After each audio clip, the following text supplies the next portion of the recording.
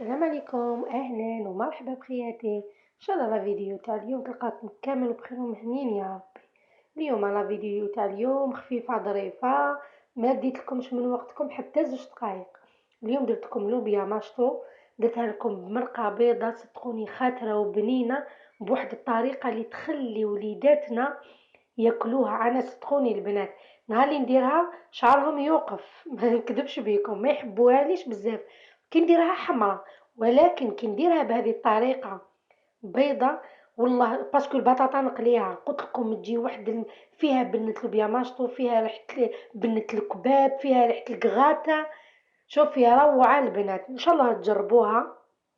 نخلي لكم الوصفة مكتوبة بالمقادير وطريقة التحضير، إن شاء الله تشوفوها وتجربوها، وإلى الملتقى بإذن الله.